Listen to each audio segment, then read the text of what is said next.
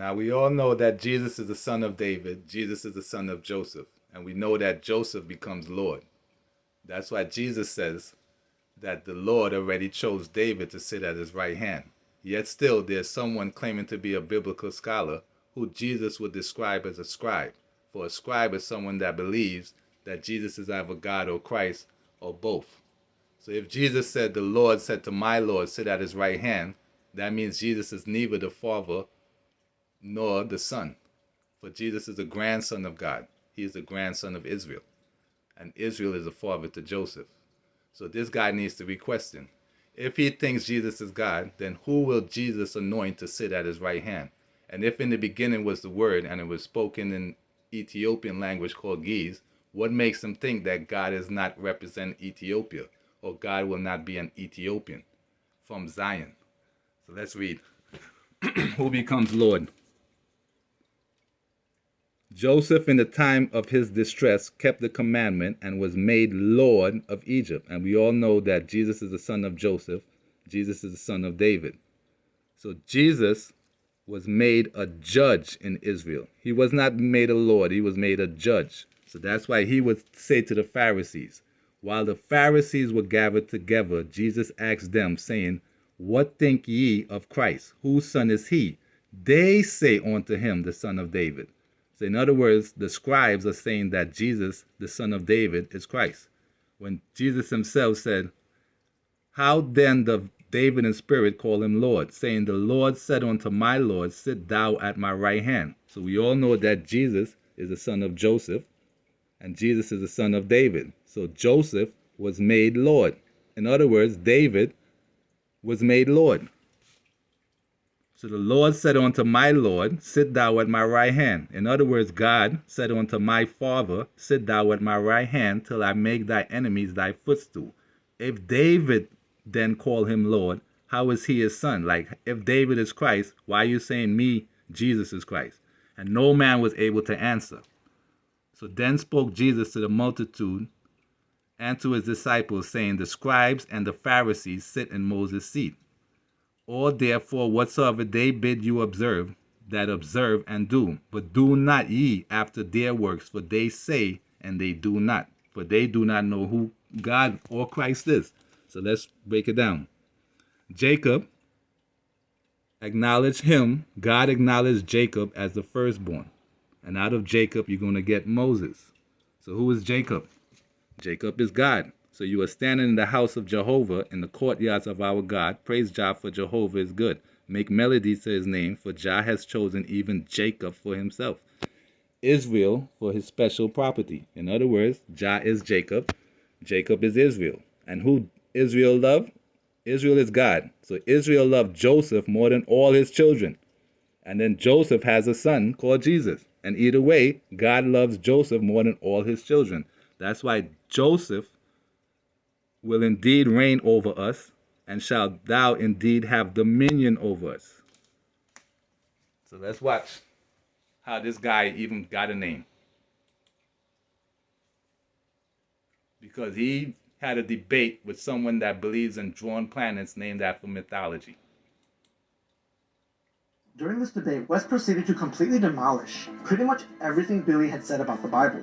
First up, Billy's absurd claims about the quote-unquote Sinai Bible. The statement is according to the Sinai Bible.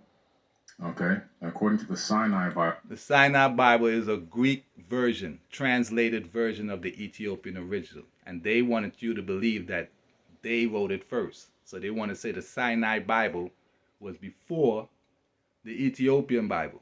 So that's what they're referring to. Notice they got sin in front of it.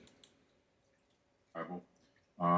Jesus wasn't crucified in that Bible. West pointed out that this just isn't true at all.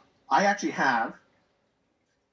a facsimile, so I have a photocopy that was done by the British Library of Codex Sinaiticus that I work with in my office.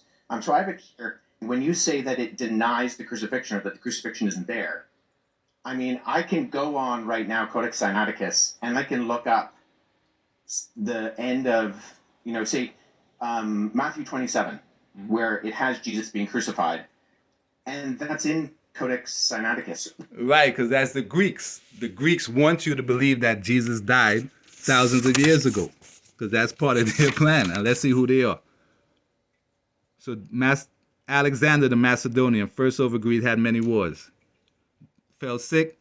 He called his servants and parted his kingdom among them. So there's more than one Greek kingdom. So his servants ruled everyone in his place. They all put crowns upon themselves, so did their sons after them many years, and evils were multiplied in the earth. And there came out of them a wicked root. So they got a wicked root in Rome, Greece, Jerusalem, Egypt. So that's why it says Jerusalem will become an evil adversary to Israel. Israel represents Ethiopia. Jerusalem, whereupon the city was made an habitation of strangers and become strange to those that were born in her. Remember, the entire region used to be called Ethiopia. So the people there today are not those who were there before. So to the end they might forget the Lord and change all the ordinances. And whosoever would not do according to the commandment of the king, he should die, wrote the king of Judah. In other words, Antiochus, because he's going to be controlling Egypt, Greece, Rome, Jerusalem. Wheresoever was found with any in the book of the testament. Remember, it was in one testament book, and it was not in an Old and New Testament format. So let's watch. More lies. One of the main problems that I had was this historical problem, where in chapter 4, verse 157 of the Quran, it says that Jesus, neither was he killed nor was he crucified, but it was made to appear to them. And then it says actually that those who believe it are not totally sure about this fact. Hello. That particular chapter. Jesus was not here 2,000 years to be crucified, but it is clearly written in the book of Sirach that he's supposed to be here in the latter times. After the people had been led away captive and called home again, and almost after all the prophets, there the first Jesus died. And he will have a son called Sirach, and then Sirach will have a son called Jesus. So both the grandfather Jesus and his grandchild Jesus were together alive at the same time during the latter times. Then the first Jesus will die, and then the last Jesus will imitate the first Jesus' father. So this Jesus did imitate Solomon, and was no less famous for wisdom and learning, both being indeed a man of great learning, and so reputed also.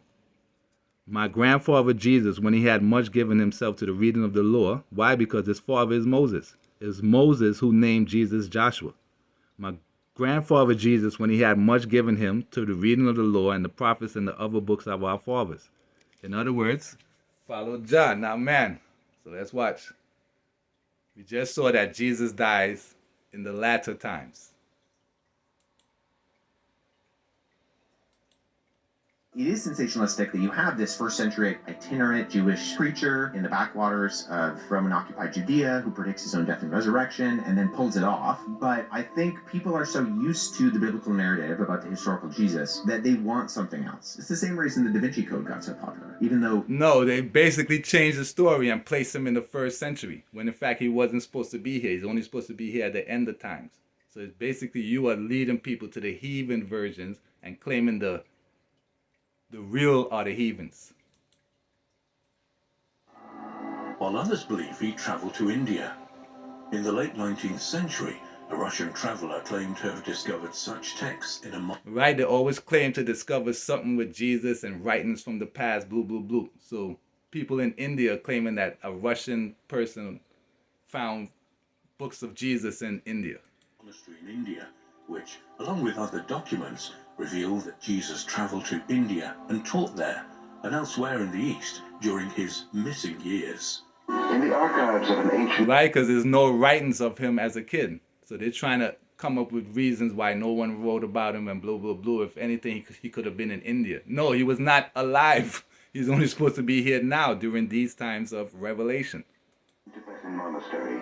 There are said to be records originally written in India in the ancient Pali language, and later translated into Tibetan, dealing with the life of an extraordinary saint known to the Buddhists as Isa. The life story of Saint Isa closely resembles the life of Jesus Christ, revealing what may well be the lost years of Jesus. The text described the travels and studies in India of a man called Isa, who could have only been the biblical Jesus. That's just a snippet, a taste of what you'll get in the Wave documentaries online in terms of the so-called lost years of Jesus. And believe me, because I just spent far too long wading through it, you'll get a lot of different, often conflicting so-called truths. Yeah, from you also. You're doing exactly the same thing. So he's acknowledging that other people are making up stories about Jesus. So let's see who the real King of Kings is, the real Lord of Lords, who was here before the major wars. Don't forget, God is supposed to be here before the major wars. So they're saying that Jesus is God and blah, blah, blah. So where's Jesus? He's supposed to be here already before the wars. And Bricks is formating. So if Bricks is formating, that means that Antichrist is going to reveal himself just now, because the dragon is what's going to give him his power. It's the money that makes the Antichrist the top, which is going to give him his power. So the real King of Kings is supposed to be here before the Antichrist and before the major wars. So let's see. He became emperor on November 2nd, 1930, and he was born in 1892, so he was here before the wars. And he was crowned king in between the First World War and the Second World War. So where's your Jesus, and where's he going to be crowned? Answer that, Wes. Was crowned Haile Selassie I, King of Kings, King of Zion, conquering lion of the seed of Judah. So he's a king of Zion, and we know Zion is where Adam was formed. So let's check them out. According to him, he's saying Jesus was here teaching and blah, blah, blah. So this is the second oldest synagogue in the world according to this list. And then the oldest is in 1150 in London. According to this list, what they had second, they have third. So out of the 8 oldest synagogues, you will find the oldest. The oldest is in Cairo, Egypt.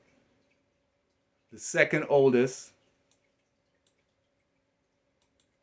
is in Spain. So let's watch. 8 oldest synagogues. Let's scroll down.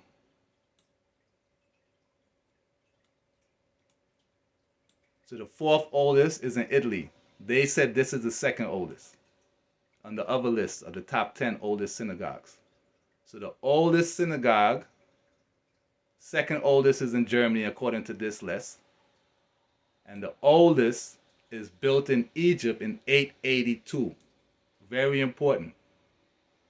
In other words, Jesus was not here as a rabbi teaching in synagogues 2,000 years ago. So the Ben Ezra synagogue is the oldest synagogue in the world and also the longest serving. In other words, stop lying and changing up stories. So it will tell you straight up. Every word of God proves true. He is a shield of those who take refuge in him. Do not add to his words, lest he rebuke you and you to be found a liar. You see, you West, you're a liar. Are you not as the Ethiopians unto me, O sons of Israel? In other words, Ethiopians are the Israelites. And what did West people do back in the days? They believed the slave trade was worldly compatible with Christianity. Which denomination supported slavery? Most Christian churches, both Catholic and Protestant. And that guy West is a Protestant. Anyway, follow Jah, not man.